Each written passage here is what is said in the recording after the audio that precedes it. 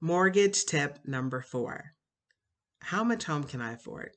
It's a question that I am asked frequently, especially when I meet with new clients. That's the first thing they want to know, and I understand why they want to know. But before we can get into that, a loan officer will ask you for some documents. In the beginning in a conversation, we're going to go off the numbers you give us. They're going to ask you how much money you make a month. What would you estimate your monthly debts to be?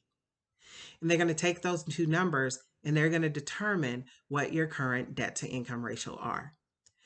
DTI is what you'll hear people refer to it as.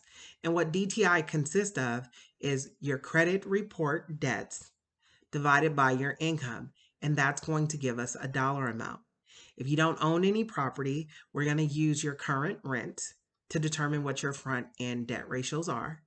And then we're going to include all your debts together to determine your back end debt to income ratios.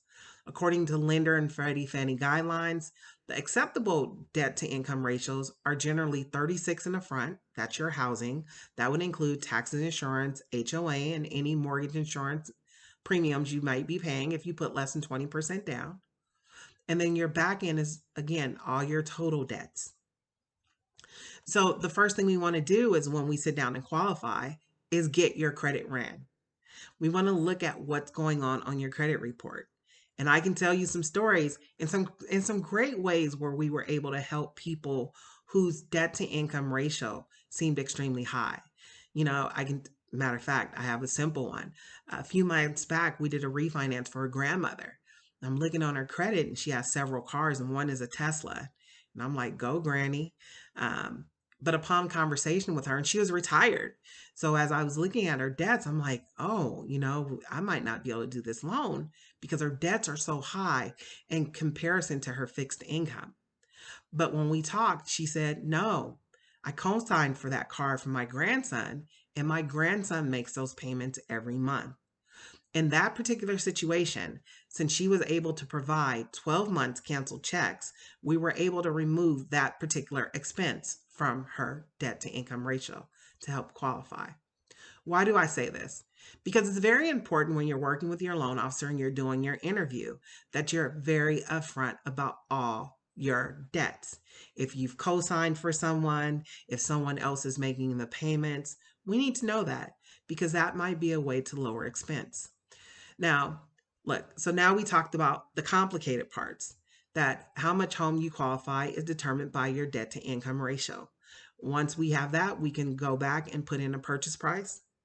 And then you tell us how much money you have as a down payment. We figure out what the taxes and insurance would be. Of course, this is rough estimates at this point for the property. And if it's a condo or in a gated community, we'll add in the association dues as well. That gives us a number. Now, what I tell people is you also have to help me determine how much house you can afford. What do I mean? So if I come back and say, according to your debt to income ratio, you can afford a $3,500 a month payment, and you're like, what? No, I can't. You need to speak up about that. Because if not, you'll find yourself in a situation where you're house rich and cash poor. And that's no way to live.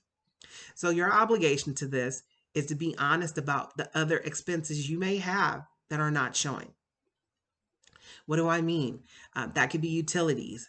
That could be childcare. It could be a host of things that are not being considered in that income calculation. We also base that on pre-tax dollars.